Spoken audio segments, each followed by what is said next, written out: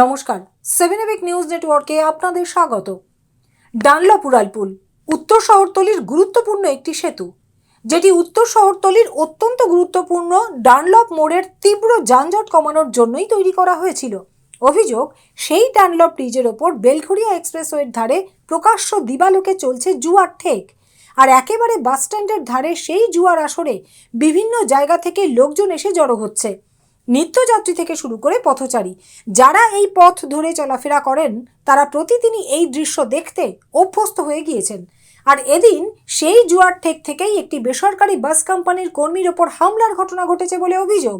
জানা গেছে, এদিন সুভাষ বসু নামের একটি বেসরকারি বাস কোম্পানির কর্মী বাসস্ট্যান্ডে দাঁড়িয়েছিলেন বাস ধরবার জন্য।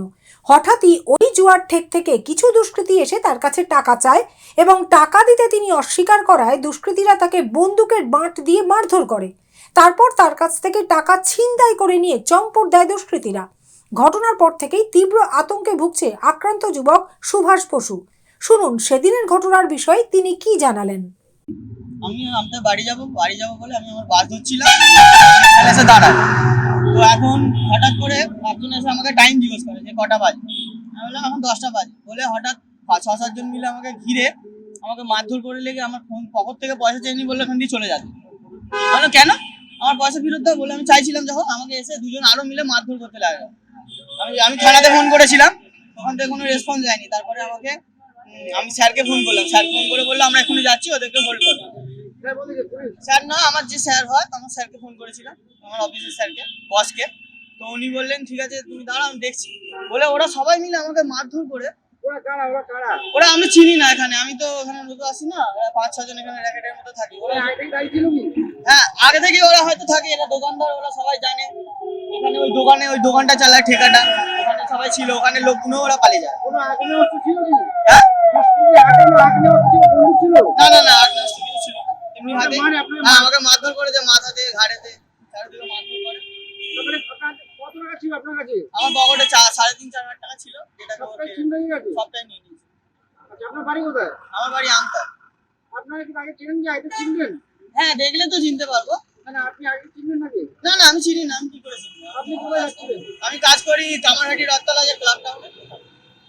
বাড়ি যাচ্ছিলেন? হ্যাঁ, বাড়ি যাচ্ছি, আজকে ছুটি ছিল ওই জন্য বাড়ি যাচ্ছি। ভীষণ আতঙ্কিত, কারণ ডেইলি এরকম যাতায়াতে সবার যদি হয়, সবাই তো আর এরকম আমার মতো এরকম করতে পারবে না, তারা হয়তো মার খেয়ে বাড়ি চলে যাবে। পুলিশকে জানিয়েছেন আপনারা? হ্যাঁ, আমি কমপ্লেন জানিয়েছি থানাতে গিয়ে। উনি বলেছেন ঠিক আছে আমি রিয়াকশান নেবো, একটা বড়বাবু থাকে, উনি বলেছেন ঠিক আছে একটা রিয়াকশান নেবো। ঘটনাস্থলে দাঁড়িয়েই আক্রান্ত যুবক তার কোম্পানির মালিক হেমন্ত শর্মাকে ফোনে ঘটনার কথা জানালে অন্যান্য কর্মীদের সঙ্গে নিয়ে ঘটনাস্থলে ছুটে আসেন তিনি। শুনুন কি অভিযোগ জানালেন হেমন্ত শর্মা। এটা আমাদের অফিস যেটা আছে, ওই অফিসে আমাদের ছোটো ভাই কাজ করে, অ্যাকাউন্টেন্ট আছে। এইখান থেকে বাড়ি যাচ্ছিল, বাড়ি যাওয়ার সময় এখানে এখানকার কিছু ছেলেগুলো একে ছিনতাই করে নিচে দিয়ে টাকা নিয়ে নিল, পকেট দিয়ে টাকা কেড়ে নিল, মোবাইল কাটছে, একে মেরেছে। ঠিক আছে, এটা রেগুলার চলছে। এটা কেন ওরা আপনার হুটি করে খেলা? ও বাস স্ট্যান্ড, হ্যাঁ ওই যে দেখো না, তুমি দেখো ওইখানে জুয়া লাগিয়ে রেখেছে, লোকগুলোকে ইনভাইট করে, ভাই আইয়ে आप लोग आइए आकर के यहाँ पे खेलिए, আসুন। যদি না গেলে ধরে নিয়ে আসে, এদের গ্রুপ আছে, এখানে সিন্ডিকেট আছে, ওদেরকে ধরে এসে ওকে করেছে, তারপরে মারধর করে, এই পয়সা দাও ওই পয়সা দাও, হেনা দা তেনা দা। তাদেরকে আপনারা আগে চেনেন? আমি চিনি না, আমি তো সে সময় ছিলাম না, আমরা তো ফোন পেয়েছি তখন এসি। তো এখন ও কিন্তু চিনতে পারবে সব কটাকে, আর আশা করি আশেপাশে লোকগুলো চিনতে পারবে। মানে জুয়ার থেকে কেন্দ্র করেই কি ঝামেলা? হ্যাঁ, তবে আর কি। খবর পেয়ে বরানগর থানার পুলিশ ঘটনাস্থলে পৌঁছে ভেঙে দেয় জুয়ার ঠেক। ঘটনাকে কেন্দ্র করে রীতিমতো চাঞ্চল্য ছড়িয়ে পড়ে গোটা এলাকায়। অভিযুক্তদের খোঁজে তল্লাশি চালাচ্ছে বরানগর থানার পুলিশ।